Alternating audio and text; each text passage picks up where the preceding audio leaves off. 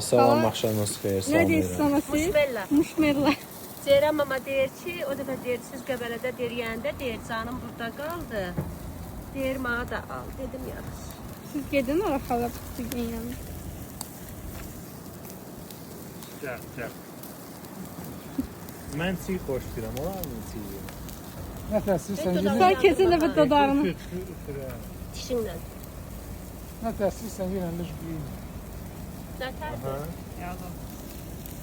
Köhnə kəndə yeni adət. Gör səni qaqan hadiyə gətirir. Və indən belə hamı qonaqlar sonra bu şavaqlığı verəcək. Da belə Mursmella şavağı. Kavaq yaddan çıxacaq. Sənizə İndi şeylə də, kürəklə də dalaşacaq xala. Muşmellasına bax nənə. içən adamların qoxu